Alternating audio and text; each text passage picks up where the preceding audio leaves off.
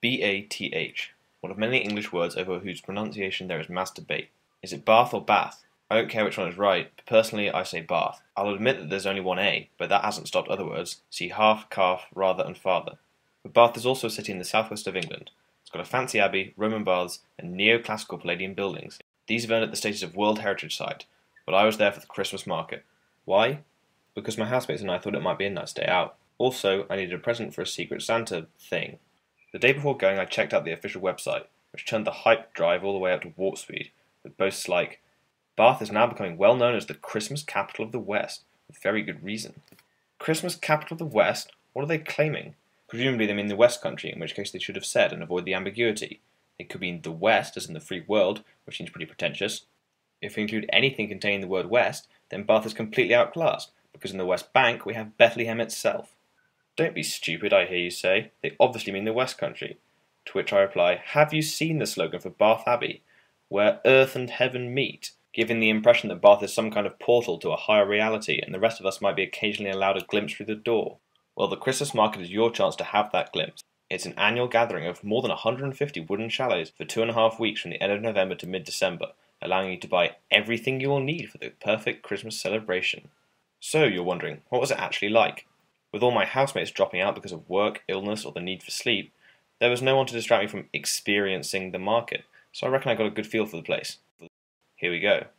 I was expecting cheap tap and decent food. I quickly realised that cheap certainly didn't come into it, and it's a little harsh to call the items tap, but being well made doesn't stop them from being useless, and I found plenty of stuff in that category. This Vietnamese lacquerwork had centuries of tradition vouching for it, yet I couldn't help agree with the woman behind me who said, I can see how it might be suitable in some situations, just not in my house. The thought of these products being made from ethical eels made me smirk for a second, which was still more entertainment than that provided by these animal figurines. And I don't know about the rest of you, but I personally don't have to be reminded what my name is every time I wake up. Then there was this.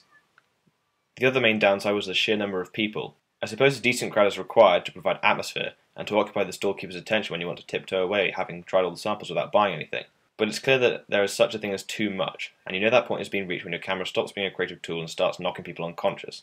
Also, because the prevailing wind for the British Isles is southwesterly, and some of the air has travelled for thousands of miles over the Atlantic Ocean, allowing it to pick up plenty of moisture which then gets dumped when it reaches land, the southwest is pretty wet. Most of my time in Bath took place in the kind of drizzle which isn't heavy enough to bother seeking shelter from, but still dampens your day. However, useless junk and the opportunity to get wet and cozy with strangers weren't the only things on offer at the market. There was also food, and if you're looking for a festive pie or some chock-on-chock action, then it might be the place for you. I certainly enjoyed it. The bratwurst I got from this store was some of the best pork I've had in a long time. It showed that at least there was good food to be had, and I was soon ready to try some more. Having noticed that there were several cheese stalls dotted around, I resolved to try all of them and buy something from the best. I tried Paxton and Whitfield, the Cheddar Gorge Cheese Company, and Bar Soft Cheese, which were all sort of fine.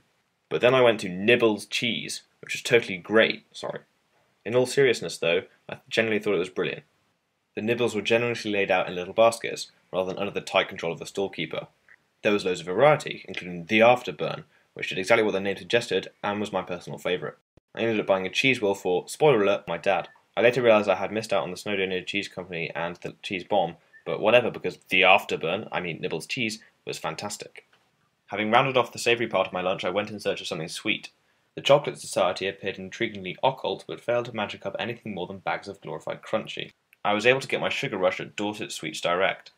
Despite a lack of samples, I was persuaded to part with £7 for 3 half bars of fudge, 1 plain, 1 minty and 1 orange. Was it worth it, I hear you ask? Hell yes! The plain will be used for that Secret Santa gift, and the others are fueling this script. I admit I didn't see every stall, sorry guys, but I reckon I got the gist. In summary, the market was, much like Christmas itself, greatly overhyped and unable to meet those expectations, but quite fun nevertheless, as long as you don't mind being squeezed tighter and tighter into an increasingly moist place.